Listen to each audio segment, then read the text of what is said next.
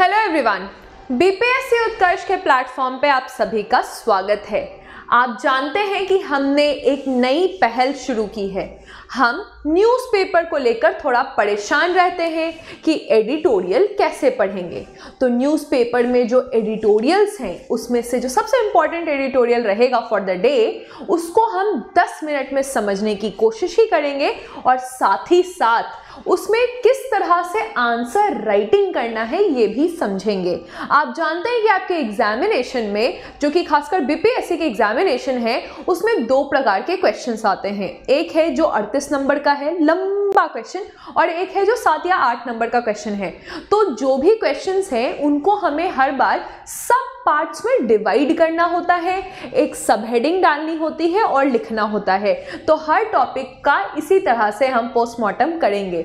आज का जो हमारा एडिटोरियल है ये है सीबीएसई का क्रेडिट सिस्टम। तो सीबीएसई अपना क्रेडिट सिस्टम लेकर आ चुकी है। आपको इसके पीडीएफ में सिर्फ आंसर ही नहीं, लेकिन साथ ही साथ हम इसको समझा भी देंगे आपको अच्छे से। तो यहाँ पे आप देखेंगे इंग्लिश और हिंदी दोनों में ही आपका ये आंसर, रिटन आंसर आपके पास प्रिपेयर्ड रहेगा और आप इस ढांचे को समझ भी जाएंगे। तो सबसे पहले हम ये जानेंगे कि हमारे देश में जो क्रेडिट सिस्टम है, जो स्कूल सिस्टम है, जितने भी स्कूल्स चलते हैं वो ज़्यादातर सीबीएसई बोर्ड से एफिलिएटेड होते हैं। है ना। तो ये सीबीएसई बोर्ड से एफिलिएटेड स्कूल्स होते हैं। सीबीएसई ने कहा कि हम अपने स्कूल्स में जो खासकर 10th और 12th का बोर्ड होता है, 10th और 12th का बोर्ड होता है, आप लोगों को भी याद होगा, बड़ा ही परेशानी वाला ये समय होता है जहाँ पे बच्चों के अंदर बहुत सारा प्रेशर दिया जाता है कि बोर्ड में नंबर लाओ। देखो शर्मा जी का बेटा इतना नंबर लेके आया है और इसमें 97.8%, 98.2%, इस तरह से हम नंबर के लिए फाइट मारते रहते हैं। तो बोर्ड के इस प्रेशर को सीबीएसई कम करना चाहता है। और ये जो कॉम्पिटिटिव प्रेशर है, बहुत ज्यादा आप सुसाइड का भी केस सुनते हैं, तो ये सारे प्रॉब्लम्स को सीबीएसई कम करना चाहता है। इसी के तहत सीबीएसई कह रहा है कि बहुत जल्दी हम क्रेडिटाइजेशन यानी कि क्रेडिट प्रणाली लेकर आएंगे। तो क्रेडिट प्रणाली क्या है इसको भी हमें समझना पड़ेगा। पहले तो आप ये जानिए कि अभी प्रेजेंट सिस्टम क्या होता है। प्रेजेंट सिस्टम में आपके पास परसेंटेज होता है, फिर A B C D E ऐसे करके मार्किंग होता है। A में A1 A2, B में B1 B2, C में C1 C2, D में D1 D2 और E का E ही होता है। तो 9 ग्रेड में ये आपका 9 तरह से इसको क्रेडिट दिया जाता है। अभी तक ऐसे ही चल रहा था कि ग्रेडिंग मार्किंग था। सीबीएसई ने कहा कि ये 2 चीज़ जो है ये किस चीज़ पे डिपेंड करता है। ये चीज़ें जो है वो एब्सोल्यूट मार्क्स कि आपने नंबर कितने लेकर आए हैं आप, और साथ ही साथ परसेंटाइल यानी बाकी लोगों से आप कितने ज़्यादा नंबर लेकर आए हैं, इस पर ये डिपेंड करता है। लेकिन अब हम क्या चाहते हैं, ये पूरा प्रणाली हटे और हम इसको क्रेडिट सिस्टम में चेंज कर दें।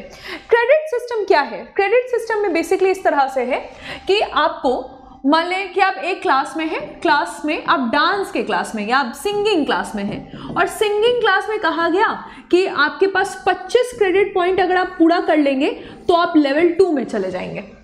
तो यहाँ पे क्या कहा गया कि अगर आपने 25 क्रेडिट, फॉर एग्जांपल 25 नंबर आपने कंप्लीट कर लिए, 25 क्रेडिट आपको मिल गए, तो आप सिंगिंग का बेसिक आपने कंप्लीट कर लिया, अब आप एडवांस क्लास में जा सकते हैं। उसी तरह से अगर 9वीं कक्षा में आप हैं और आप 10th में जाना चाहते हैं, तो ये नहीं कि आपको हम परसेंटेज देंगे, आपको नंबर देंगे, आपके कितने नंबर बने, आपने दूसरे से कितने नंबर आप लेकर आए हैं, इस तरह से ये नहीं होगा। ये कैसे होगा? आपको क्रेडिट्स दे दिया जाएगा कि ठीक है आपने फॉर एग्जांपल 1000 क्रेडिट पूरे कर लिए, 1000 कर लिए कंप्लीट, तो आप 10th क्लास में जा सकते हैं। 10th में आपने 1200 क्रेडिट कंप्लीट कर लिए तो आप 11th में चले जाएंगे। 11th में आपने 1400 कंप्लीट कर लिए तो आप 12th में चले जाएंगे, और इस तरह से ये सिस्टम चलेगा। आपके दिमाग में आ रहा होगा कि चलो 10th तो ठीक है, लेकिन 12th में हम क्या करते हैं? 12th में हमें नंबर क्यों चाहिए होता है? 12th में हमें नंबर चाहिए होता है ताकि हम कॉलेज में एडमिशन लें, है ना। कॉलेज के लिए हम नंबर चाहते हैं। तो कॉलेज में कह दिया गया है कि नहीं, आप अपना खुद का एग्जाम लीजिए। कॉलेज भी CUET अपना एग्जाम लेगा, ठीक है। कॉलेज भी बोला जाएगा कॉलेज को कि आप खुद अपना एग्जाम दीजिए और आप देख लीजिए कि आपको किस स्टूडेंट को रखना है, किस स्टूडेंट को नहीं रखना है। दिल्ली यूनिवर्सिटी वगैरह में भी ये चीज़ होती है कि आप में अगर 7 सब्जेक्ट्स है आपके पास तो बेस्ट ऑफ 5 कॉलेज देखता है, बेस्ट ऑफ 5। तो ये भी कॉलेज पे ही छोड़ दिया गया है कि आप किस 5 सब्जेक्ट को बेस्ट ऑफ 5 चुनेंगे और आप बच्चों को अपने कॉलेज में एडमिशन देंगे। तो ये पूरा सिस्टम है। इस सिस्टम में आपको मेजर पॉइंट्स क्या क्या जानने हैं कि इसका मेन ऑब्जेक्टिव क्या है, ये क्यों हो रहा है। तो ये इसीलिए हो रहा है क्योंकि हम नहीं चाहते कि जनरल एजुकेशन ही बच्चे पढ़ें, वही history, geography, polity, science, computer बच्चे पढ़ें।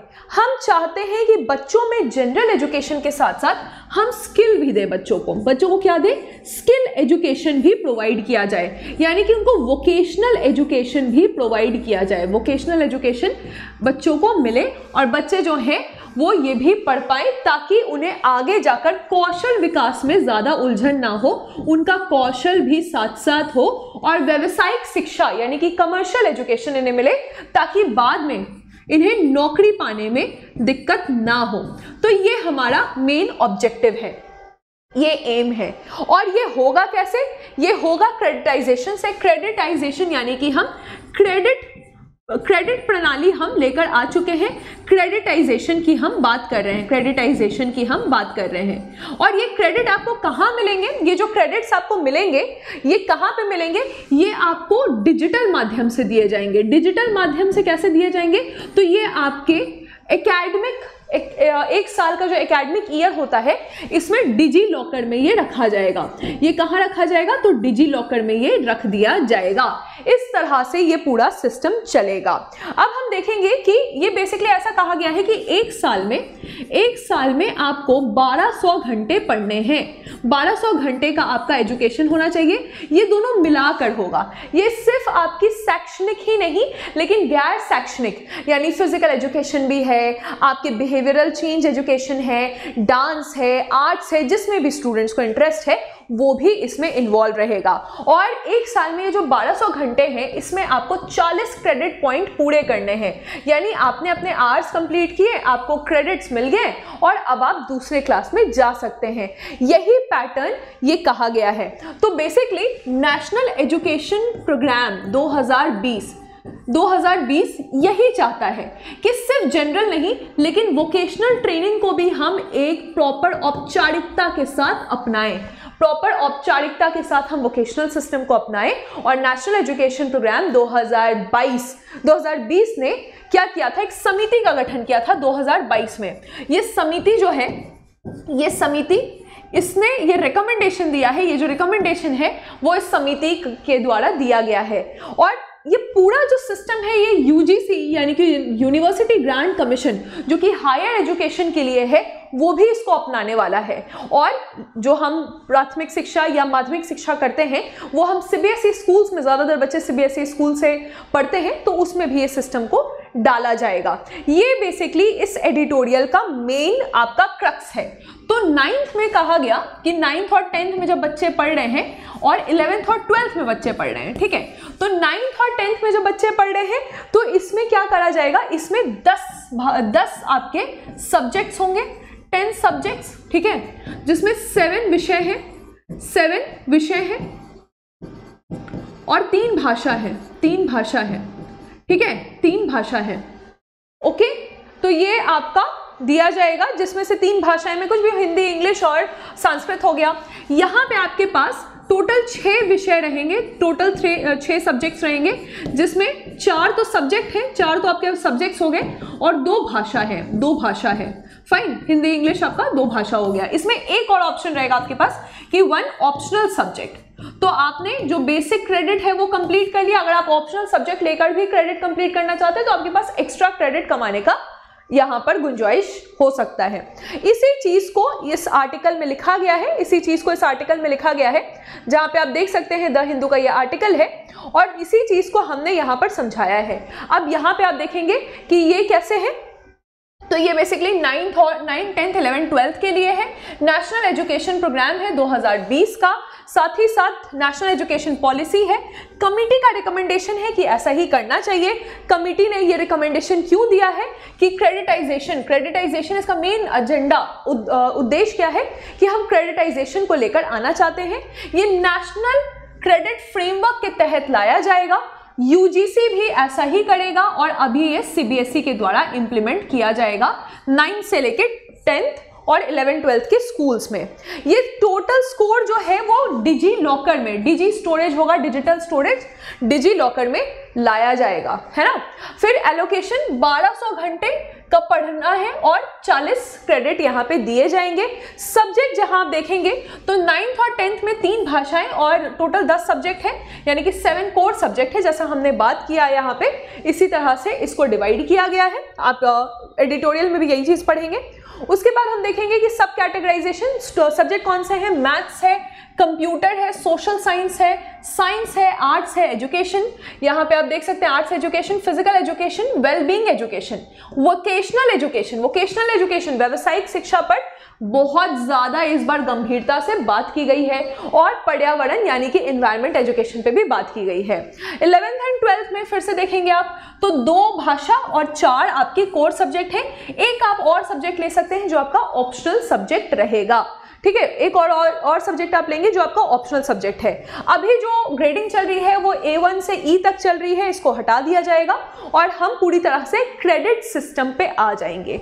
तो आप बताइएगा मुझे कमेंट सेक्शन में कि इस सीबीएसई के पहल पे आपकी क्या राय है। साथ ही साथ आप मुझे कमेंट सेक्शन में बताएंगे कि आपने अपनी स्कूली शिक्षा किस बोर्ड से प्राप्त की है।